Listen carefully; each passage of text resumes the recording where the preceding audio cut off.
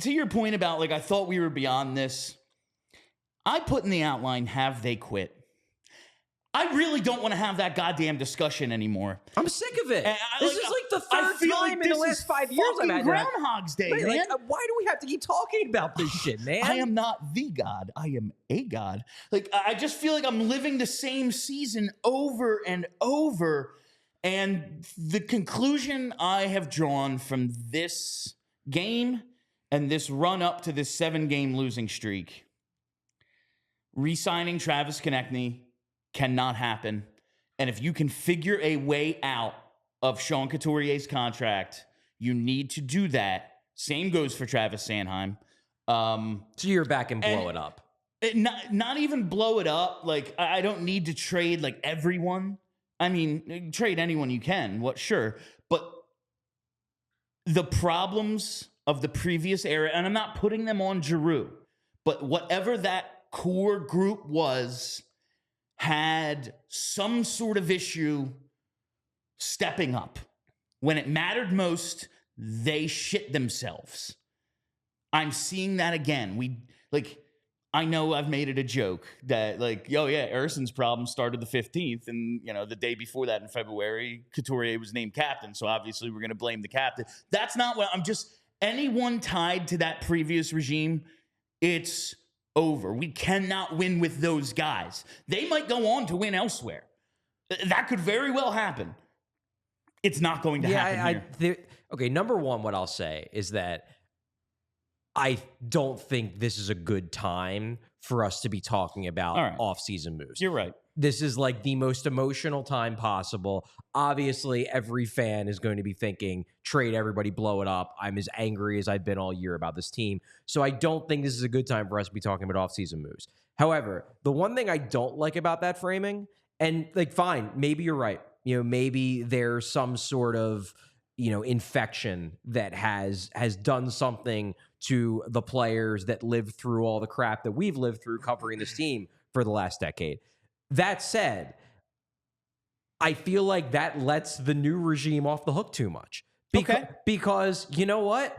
You know who the guys were that shit the bed the most tonight? We'll talk about this a little bit later. It was the two bottom defensive pairings. It was Sealer Drysdale and Stahl Johnson. And you know who acquired 3 of them, and you know who re-signed the 4th? Yeah. It was Danny Briere. So I am not willing to just pin this all on the old guys and give the new guys a pass. This is on everybody.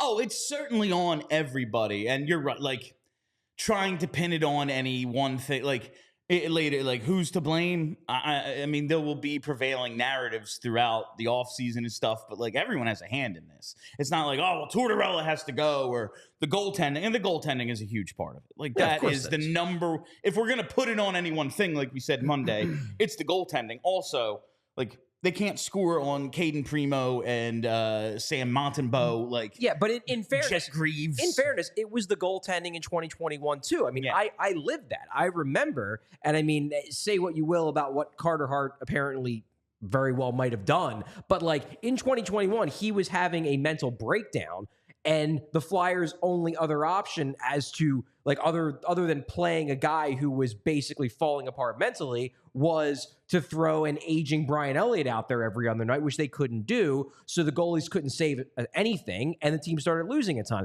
That was also the goaltending. However, in retrospect, it was also they hated Alain Vigneault, and that played into it even more, which goes into what the super chat thing that Kev A has. Was this game a message from the front to the front office that they are done with Torts? Kev, I don't know. Like, I don't know. What I can tell you is that it was reminiscent of that 2021 season, those 9-0 losses to the Rangers. Like, yeah, sure reminded me of that. Look, I don't know if they're quitting on Torts. I can't put myself in their minds, but they're not making a strong case that they really want to play for him. They're not making a strong case that they really want to play for anybody right now.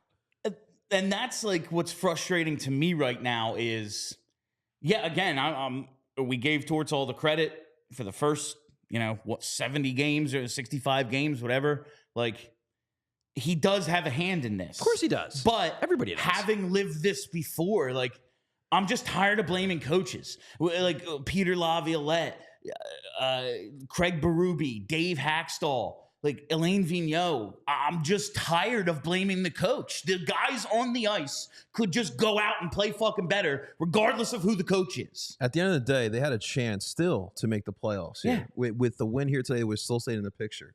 And they just flat out gave up here tonight. Like, obviously, look, the fact that they collapsed like this towards the end of the season definitely needs to be looked into. And I would love to know exactly what happened here in these last couple games here. But in general, this is just a terrible collapse. We